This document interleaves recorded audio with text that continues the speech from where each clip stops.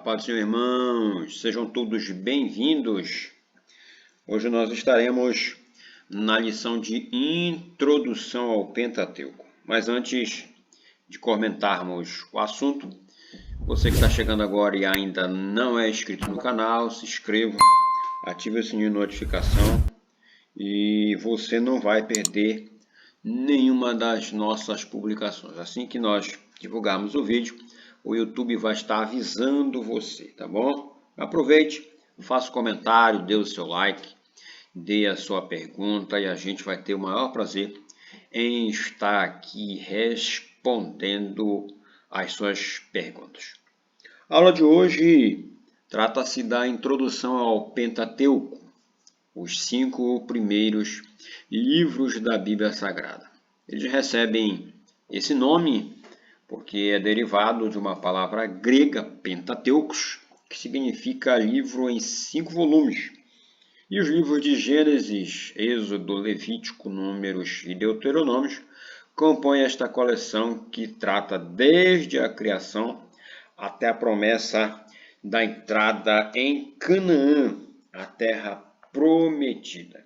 E a gente, assim como fez na introdução do Antigo Testamento, a gente vai estar fazendo essa introdução aqui ao livro de Pentateuco, aliás, aos livros que compõem o Pentateuco. A autoria do Pentateuco é aceito porque não é mencionado seu autor.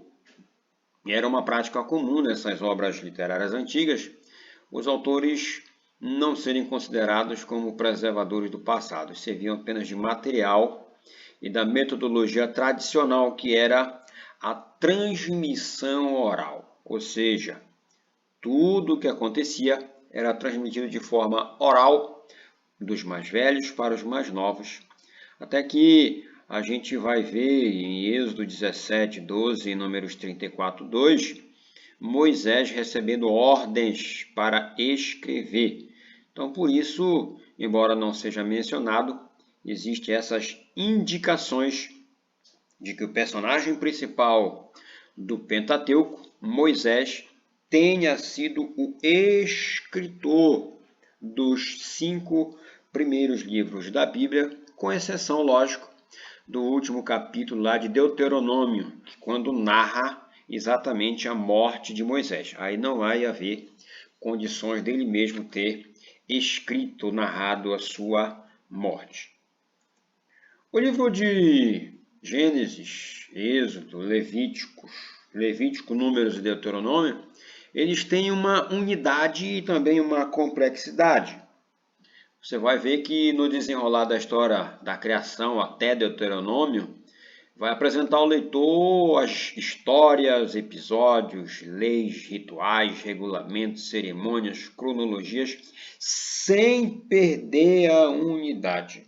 A gente vai ter que a veracidade ela é reconhecida até pelos autores do Novo Testamento. Por exemplo, em Atos 13, 17 ao 41, Paulo ele vai estar em Antioquia e ele vai fazer exatamente um relato do povo de Israel até o reinado de Davi, sua descendência, e como Deus enviaria Jesus, que é o nosso Salvador. Ou seja, Paulo vai estar fazendo esse discurso utilizando da unidade que existe desde o Pentateuco. A complexidade também do Pentateuco, a gente observa que, embora a unidade do Pentateuco seja tão impressionante quanto a sua diversidade, ela perpassa a lei e a lei que se assenta na história faz com que o Pentateuco seja distinto de outros códigos de leis antigas. Deus não se limitou a promulgar um código de leis ou redimir o povo por meio de uma série especial de atos salvíficos.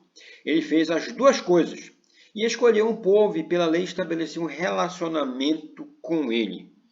O Pentateuco é tão impressionante que a complexidade que se dá pela diversidade literária a gente vê que a narrativa, a lei, a poesia formam como se fosse uma coxa de retalhos literários em que a narrativa é predominante ao mesmo tempo em que a poesia, os cânticos, por exemplo, de Êxodo 15, as falas proféticas de Gênesis 12, as bênçãos de número 6, de Gênesis 27, Gênesis 49, as canções de vitória de Êxodo 15, perpassam a descrição dos fatos. E essas poesias vão refletir a vida comunitária do povo de Israel e vão ser preservadas as mais antigas expressões literárias artísticas dos hebreus. E como o Pentateuco vai registrar o surgimento de uma nação, não poderiam faltar as leis e os códigos de conduta, que para o leitor mais desatento, essas descrições podem parecer enfadonhas ou de pouca importância, mas elas na realidade vão revelar uma riqueza de detalhes impressionantes, que nada mais é do que a preocupação de Deus em estabelecer todos os aspectos da vida social, moral e religiosa do povo de Israel, revelando seu amor e o cuidado para com o seu povo. Ou seja, ele escolheu o povo, mas não deixou à mercê. Deu todos os ensinamentos necessários para que o povo pudesse, então, caminhar. A partir daí, a gente vai ver a divisão do Pentateuco e também o seu conteúdo. Em Gênesis, por exemplo, a gente vai ter o início com o relato da criação e ele vai se desenvolver nas histórias dos patriarcas e finalizar com a morte de José. Em Êxodo, o início é com a descrição da história do povo de Israel no Egito e o seu término é com a glória de Deus enchendo o tabernáculo. Em Levítico, nós temos o início com Deus falando com Moisés sobre a instituição dos holocaustos e o seu término com a instrução sobre as coisas consagradas. Em Números, nós temos como início a ordem de Deus para a contagem dos homens de guerra e o seu término com as ordenanças de Deus nas campinas de Moabe. E vai afirmar que a herança dos filhos de Israel não passaria de tribo para tribo. E em Deuteronômio, nós vamos ter como início o discurso de Moisés nas planícies do Jordão e seu término com o relato da morte de Moisés. Se a gente fosse pegar os pormenores, a gente vai ver que em Gênesis temos a criação do mundo, a criação da humanidade, a queda e a redenção do homem, a história dos patriarcas e a história de José. Em Êxodo, nós vamos ver a escravidão do povo de Israel no Egito, a história de Moisés, as 10 pragas, a saída do Egito, o confronto no Mar Vermelho, a peregrinação no deserto, os 10 mandamentos, instruções para o tabernáculo, o bezerro de ouro, a quebra das tábuas e as novas tábuas dos mandamentos que foram feitas e o tabernáculo sendo erguido. Em Levítico, nós temos como um índice temático, digamos assim, a instrução para o holocausto, sacrifícios e ofertas, consagração de Arão e seus filhos, a ordenação ou a condenação, melhor dizendo, de Nadab e Abiú, as leis sociais, as festas solenes do Senhor, as promessas para os obedientes e advertências para os desobedientes. Em Números, nós temos como índices temáticos a contagem dos homens de guerra, instrução para os levitas, a lei do Nazireu, a celebração da Páscoa no deserto do Sinai, a rebelião de Miriam e Arão, os espias sendo enviados para Canaã, a rebelião de Coré, Datã e Abirão, Moisés ferindo a rocha, Balaque, Balaão, o anúncio da morte de Moisés e de Josué como seu sucessor e as jornadas desde o Egito até Moabe.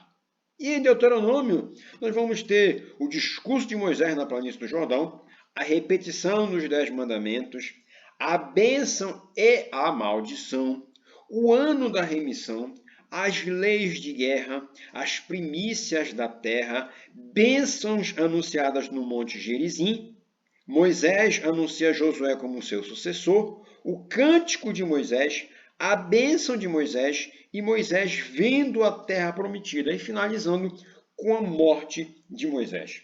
Esses seriam os índices temáticos dos livros que compõem o Pentateuco. E por último, nós temos os temas que atravessam os livros do Pentateuco.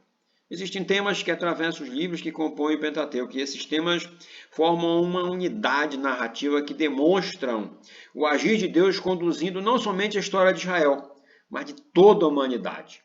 E o que se estabelece no Pentateuco vai alcançar todas as famílias da terra. A gente vai ver que os temas que formam o Pentateuco são promessa, eleição, livramento, aliança, lei e terra. Esses temas, eles são inseridos dentro de, digamos, um enredo que tem início quando Deus escolhe o povo, a qual livrou de forma maravilhosa do confronto lá no Mar Vermelho, em Êxodo 19:5. Depois ele uniu este povo e o mesmo Senhor, no meio dele, fez uma aliança. Deus deu a lei a seu povo como uma constituição. Isso foi registrado lá em Êxodo a Deuteronômio, nos 4 livros. Em Gênesis, por exemplo, a gente se encontra a promessa, tanto de livramento como cumprimento da aliança e da posse da terra. A gente vai destacar aqui, no texto de Gênesis 12, do 1 a 3, a seguinte menção. Ora, o Senhor disse a Abrão, sai-te da tua terra, da tua parentela e da casa de teu pai, para a terra que eu te mostrarei. E far-te-ei uma grande nação, e abençoar-te-ei e engrandecerei o teu nome, e tu serás uma bênção. E abençoarei os que te abençoarem, e amaldiçoarei os que te amaldiçoarem. E em ti serão benditas todas as famílias da terra. Nesse texto, fica evidente que a promessa de bênção não era apenas para Israel, mas para todas as famílias da terra. De forma que a gente observa que o Pentateuco forma uma unidade temática e histórica que demonstra como Deus conduziu o princípio de todas as coisas, desde a criação até a promessa de bênção que alcançaria toda a humanidade. Nós vamos ter elementos fundamentais para a fé cristã dentro do Pentateuco, promessa, redenção e livramento que vão estar presentes em todo o desenrolar das narrativas das leis pronunciadas. Acompanhar o desfecho da criação, da história dos patriarcas, da peregrinação do povo com Moisés, que terá desfecho às portas da terra prometida. Ela vai, na realidade, apontar para um Deus que conduz a história cuidando de todos os seus detalhes. Deus que conduz a história humana é um dos aspectos centrais do Pentateuco. E se Deus escolhe um povo, Israel, no caso para ser seu, ele o fez objetivando alcançar toda a humanidade. Deus não será apenas Deus de Israel, mas de todo aquele que invocar o seu nome. A gente vê isso em Atos 2, 21 e em Romanos 10, 13. O amor e o cuidado de Deus estão relacionados a todos aqueles que se submetem à sua vontade.